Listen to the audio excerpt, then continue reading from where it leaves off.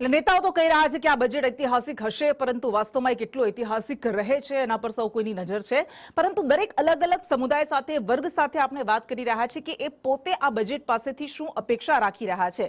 આ 80મું દેશનું 80મું બજેટ છે અને આ બજેટની આખી પ્રક્રિયા દરમિયાન આ દેશના 75 આઝાદી બાદના 75 વર્ષમાં ઘણા બધા આર્થિક મોટા ફેરફારો આવ્યા છે। 1991 સૌથી મોટો ફેરફાર હતો અને જેમાં એવા આર્થિક સુધારા રજૂ કરાયા હતા કે જે ખેડૂતો માટે ખૂબ મોટો ફેરફાર લઈને આવ્યા હતા। એક ગ્રીન રિવોલ્યુશન આપણે જોયું અને કેતન ઓઝા જૂનાગઢથી આપણી સાથે જોડાયેલા છે। કેતન, ખેડૂતોની આવક બમણી કરવાની ઘણી બધી વાતો થઈ, પરંતુ હજુ પણ આપણને ખબર છે કે ગુજરાતનો ખેડૂત, આખા દેશનો ખેડૂત હજુ પણ દેવામાં ડૂબેલો છે। હજુ પણ એક પણ દિવસ એવો નથી જતો કે જ્યારે દેશનો કિસાન આત્મહત્યા ન કરતો હોય। ઘણી બધા સવાલો છે, ઘણા બધા સંકટ છે, ઘણી બધી સમસ્યાઓ છે। આ ખેડૂત શું અપેક્ષા રાખી રહ્યો છે આ બજેટમાંથી? ચોક્કસ કે જે રીતે ખેડૂતની સૌથી મોટી નજર છે તે આ બજેટ ઉપર મંડાય છે, કારણ કે જે રીતે ભાવો કરવામાં આવી રહ્યા છે, જે રીતે ભાવો મળી રહ્યા છે તેને લઈને ખેડૂતો અપેક્ષા શું છે તે આપણે ખેડૂતો પાસેથી જાણીએ। આપણી સાથે વંથલી તાલુકાના ખેડૂતો છે, તેમની પાસે જાણશું। ખાસ કરીને જે બજેટ આવી રહ્યું છે, કયા પ્રકારની અપેક્ષા છે તમારે? નમસ્કાર સર, અમારી અપેક્ષા એ જ છે ખેડૂતની કે ખેડૂતને કાયમી માટે પોષણક્ષમ ભાવ મળે। પછી બીજી અમારી સમસ્યા છે ખાતરની, કે ક્યારે ખેડૂતને આજ ઘણા વર્ષોથી આ ખાતર નથી મળ્યું। આપ જોઈ શકો છો અમારા ઘઉં છે, આમાં 50% પણ ઉત્પાદન નહીં થાય। એનું કારણ છે કે ખેડૂતોને અત્યારે ખાતર ક્યારેય મળ્યું નથી, બરાબર। અને બીજી અમારી અપેક્ષા એવી છે કે ખેડૂતને પોષણક્ષમ ભાવ મળે, સમયસર ખાતર મળે, અને અત્યારે દવા, જંતુનાશક દવા અને બીજું આપણે બિયારણ, કે ઘણી જગ્યાએ ડુપ્લિકેટ વધારે થાય છે, એની સામે અમને સારી ગુણવત્તાવાળા બિયારણ મળે।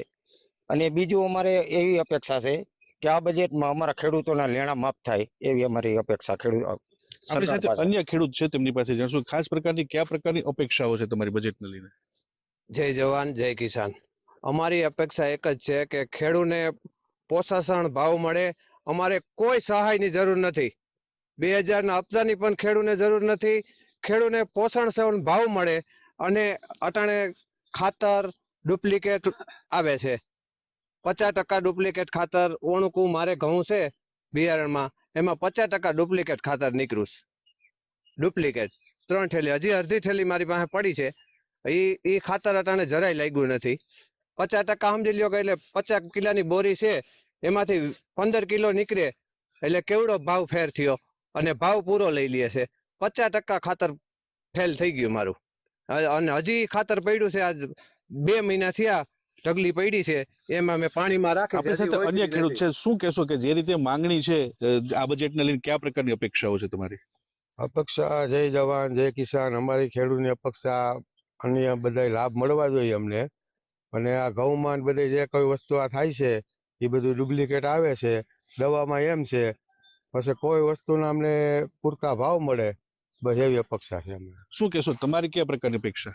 અમારા જે નેતા લાડાણીભાઈ હાલતા ચાલતા મોટા મોટા ફાયદા કરી જાય છે અને ઓલું કરે છે કે અમે આમ કરી દેશું, તેમ કરી દઈશું, ચૂંટણી વખતે આ વાયદા કરી જાય છે અને પછી 5 વર્ષ સાંભળી નથી જોતા, અને ગામડાની ભોરી પ્રજાને ભોરકાવે છે અને મત લઈને પછી કોઈ લોકો સામું નથી જોતા। ખેડૂતો કે જે માંગણી કરી રહ્યા છે કે પોષણક્ષમ ભાવ મળતા રહેવા જોઈએ,